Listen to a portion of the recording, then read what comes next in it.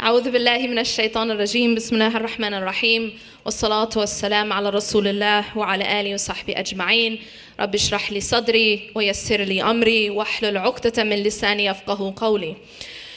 I'm talking about a topic today that I feel very passionate about. It's a topic I don't get the opportunity very often to speak about, and so I hope and I ask Allah subhanahu wa ta'ala to allow me to give it its due. It's the topic of finding guidance, finding inspiration growing up in America, and specifically about the need, and I'm gonna use the word need, the absolute imperative need for Islamic education and specifically Islamic schools. I know there's a lot of opinions out there about when it comes to Islamic schools, when it comes to, do we need to send our children to Islamic schools, or should we send them to public schools, or should we send them to other private schools? But I personally, and I'll begin to tell you why, I personally am a huge advocate and supporter of Islamic schools, and specifically full-time Islamic schools. And what I hope to do is to explain why, and to talk a little bit about specifically this school and the things that I've heard about this school, which I think really allow, which really make it stand apart. So first of all, a little background about myself. I grew up in Madison, Wisconsin. I myself did not have the opportunity to go to a full-time Islamic school.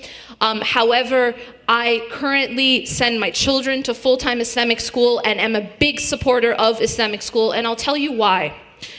But before I tell you why, I want to tell you something that Allah subhanahu wa ta'ala told us in the Quran. Allah subhanahu wa ta'ala in the Quran addresses the believers. And when Allah subhanahu wa ta'ala addresses the believers, He says to the believers, He's advising the believers, and He's telling the believers, first and foremost, to have taqwa.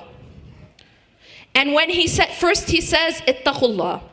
And after saying this advice, He says, وَلْتَنْظُرْ نَفْسٌ مَا قَدَّمَتْ لِغَدٍ.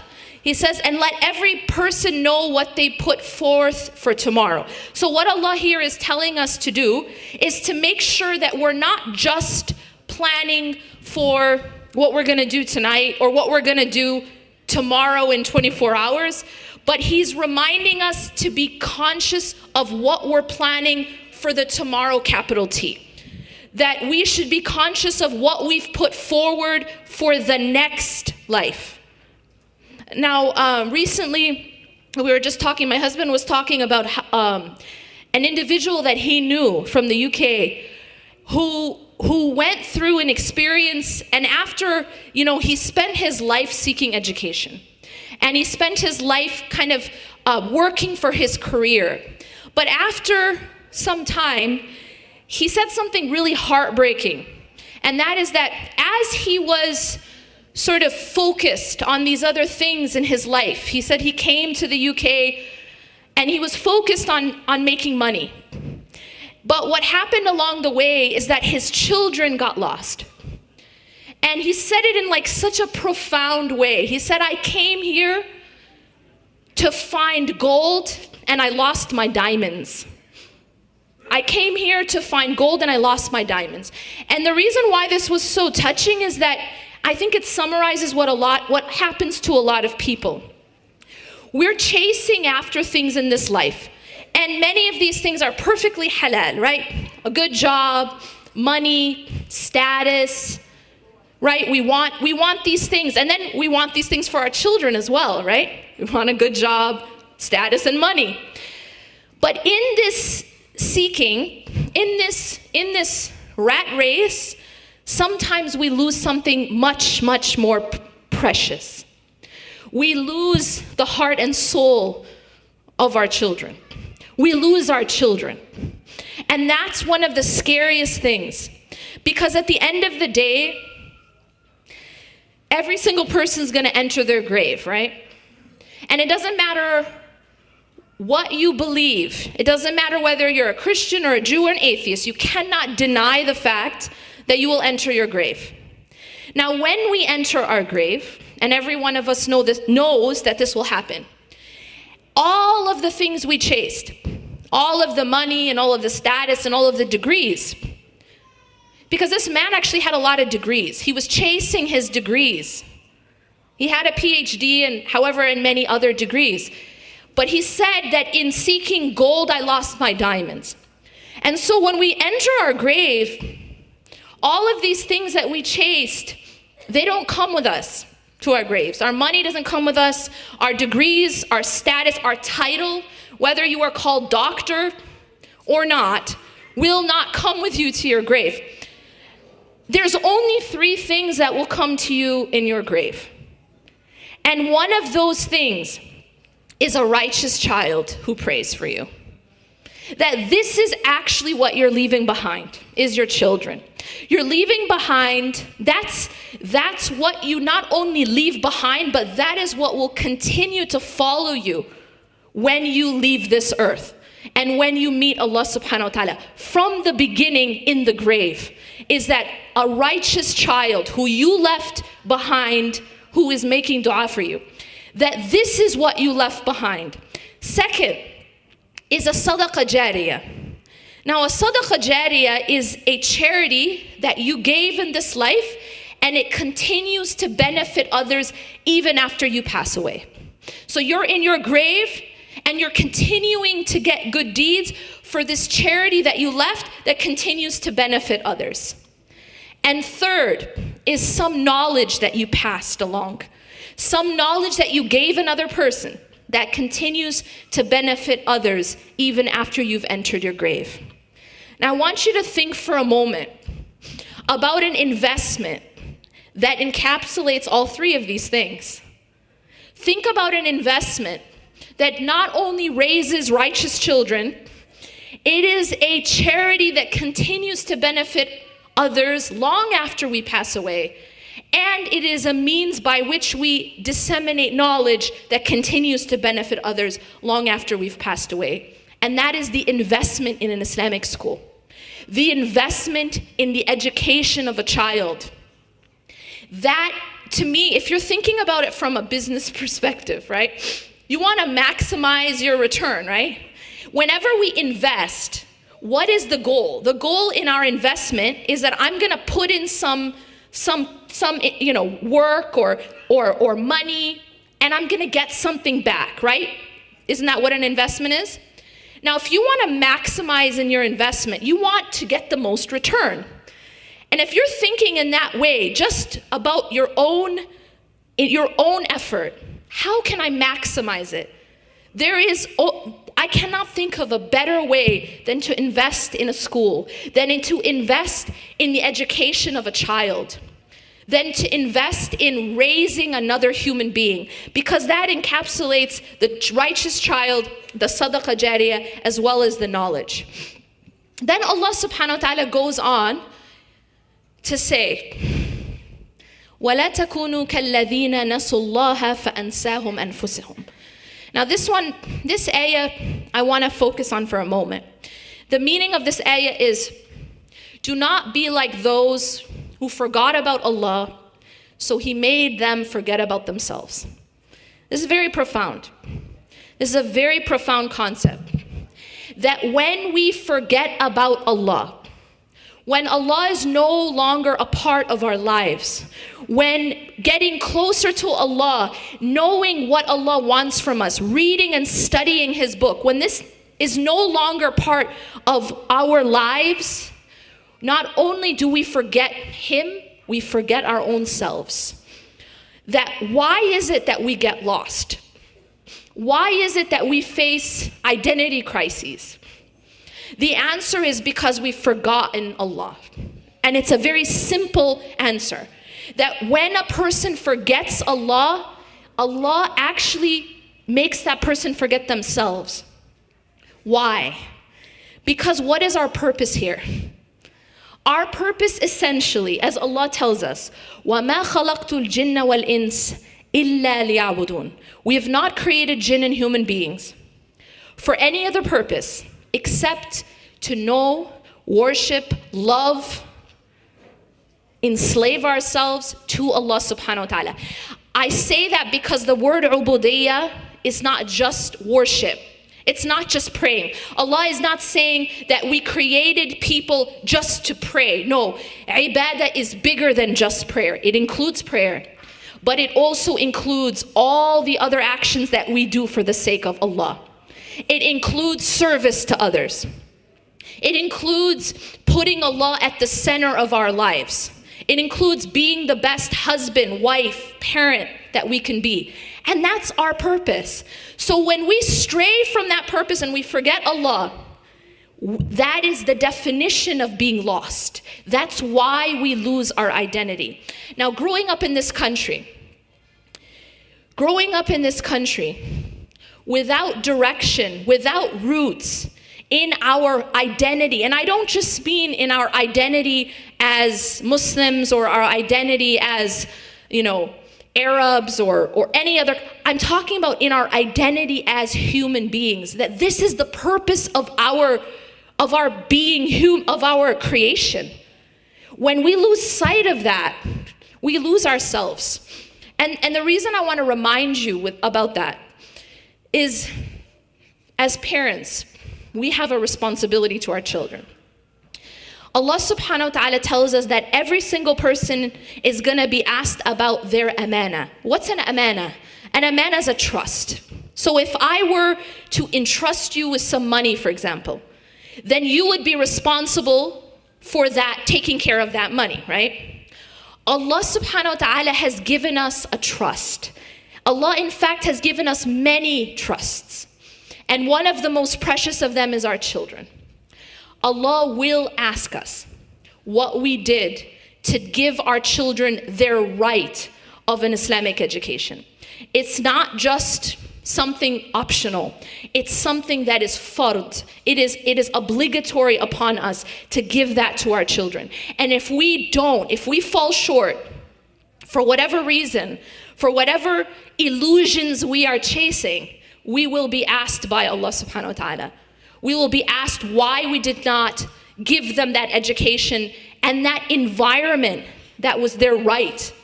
It's a right upon us, right? That it is actually an obligation rather upon us, and it is their right.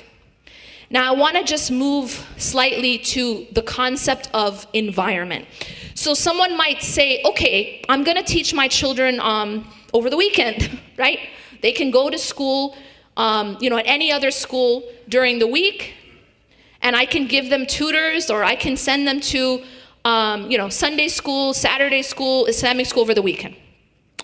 Now, while that's wonderful, there's a very important problem there, and that is you are overlooking the absolute powerful influence of environment. Now, this is something that I can tell you from an Islamic perspective, but also from a psychology perspective. You are your environment. The Prophet ﷺ says, "Al-mar'u ala dini khalileh." What does that mean? Very simply put, very profound. A human being is on the way of their closest friend. What does that mean? It means that whoever we take close to us, as a friend, companion, spouse, you become like them. You become like them. And you'll notice this with your bestie, right? You see two people who are very close, they start to become almost like the same person. They talk the same, they think the same things are funny, right? They're almost become like they morph into each other, right? This is the nature of the human being. You become like those you take close to you. In another hadith, the Prophet ﷺ says that a person who has good companions or good environment is like someone who enters a perfume shop. How many of you have ever gone into Bath and Body Works? Like 0 people? Okay. You know when you enter Bath and Body Works, you just come out smelling good even if you bought nothing, right? Because you put on the samples. Am I right? You're like part cucumber, part vanilla, part flowers. So the idea that the Prophet ﷺ is conveying to us is that when you're around good company, it's like entering a perfume shop that even if you don't buy anything, you come out smelling better. You come out, it affects you. And he said bad company is like entering a blacksmith shop. And what happens at a blacksmith shop? Well, one of two things will happen. Either you will get burnt or you'll come out smelling bad. Have you ever been around someone smoking? That just being in that environment makes you smell bad. And that's what happens, is that even if you are not, okay, but I'm not doing what they're, just being in that environment affects you. It affects the state of your heart. And at the very least, and I'm going to tell you now, this brings me to the psychology aspect, and I want you to just listen carefully to this, please. Many of us are under the impression that because there's some sort of so-called separation between church and state. No, my children, they're not being taught about Jesus at school. They're being taught something more dangerous. Don't think that because there's a separation between church and state, that your children are not learning morals at school. They are being taught morals, and believe me, they're not your morals. They are not your morals. They're a different set of morals, and they are forced down the throat. For example, these children are forced to accept that homosexuality is perfectly fine. I'm just telling you the truth. That this is a moral teaching. You cannot go through the system and come out. You cannot go through the system and come out not believing that, or else you're called Islamophobic, or rather, homophobic. This is unacceptable. So even though they're not teaching them religion, realize they are teaching them a religion in the sense of it's a way of thinking and believing. And it's the only thing that's acceptable. You're not allowed to say that this is morally wrong, because that actually makes, that will ostracize you. So that's just one example. But there are countless examples that even though you're not being, it's not like they're teaching about Jesus or the Son of God, but there are beliefs that are being taught. And you may not realize it, but there's a certain way that you're taught to think, and this is the only acceptable way to think. Second, is that when you're exposed to something consistently, this is now psychology. You guys know about desensitization, right? Do you know what that means? So for example, okay, I'll tell you. For example, when you take a certain medicine, right? When you first take the medicine, there's like this dose that will work, right? But then over time, what happens to your body? It becomes desensitized essentially to that dose, right? So now as you have to take a certain medicine chronically, you will have to take a higher dose for it to have the same effect. Yes? You know this, right? This is how it works with drugs, this is how it works with medicine. It's the same thing psychologically. So what happens is when you become exposed to something a lot, your heart starts to become desensitized. In other words, you become numb, okay? So say you're always seeing some sort of shamelessness. What's shamelessness? Shamelessness in Arabic, it's called fahsha, okay? Fahsha is basically these things that are just, these sins, things that Allah subhanahu wa ta'ala dislikes, and they're shameless. Okay, and I don't have to get into detail about what I mean. The way that people behave, the way that people dress, the interactions that you have to be exposed to, the language, the types of things people are doing, on the weekends, or maybe just right in front of you in the hallway. You understand what I'm saying, yeah? That when you get exposed to that again and again, this is now going in your eyes, your ears. What it does is not only is it putting a black spot on your heart, but it's starting to numb your heart. It makes you become less and less sensitive to the fact that this is wrong. And now, over time, you'll be able to see it, and it has no effect on you. Let me give you just one example. We in America have become desensitized to the sexualization of women. This is just one example. What do I mean? I mean, we've become so used to seeing semi-naked women everywhere. On billboards, on magazines, in movies and commercials. It doesn't even flinch us anymore. We don't even get bothered by it. We think it's almost like, oh, it's normal. We see it in the grocery stores, like, eh. We see it on the billboard, eh. But this is something that should flinch us. The fact that women are being sexualized, in other words, they're being used as sex objects, this should disgust us. But we've gotten so desensitized to it. Why? Because it's everywhere. This is what happens when you become exposed excessively to something that is sinful, that is wrong, or that is shameful, or these fahsha. And the problem is when you're in an environment that literally has no concept of haya. Can I tell you, the Prophet ﷺ told us that one of the most important qualities of our deen is haya. What's haya? Modesty, generally said, right? Do you know we live in a culture that finds modesty to be something disgusting, almost something that's almost like a weakness? It is shunned. We live in a culture where modesty is shunned. Can you imagine that conflict? How does one deal with that conflict? That modesty is considered a weakness. And that is what you're exposed to. You might think, but we're practicing, right? Me and my spouse are practicing, so we'll have an influence. Well, that's beautiful. But if you actually read the research about children, teenagers, you will find that the biggest influence is not from you, it's from the peers. It's from the people around them. It's from the friends. It's from the people they see. And finally, if you just look at it, how much time do you spend with your children per day, and how much time are they spending at school?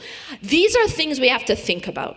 And we can't turn the other way, because the reality is that you are sending them to an environment for 8 hours a day, 5 days a week.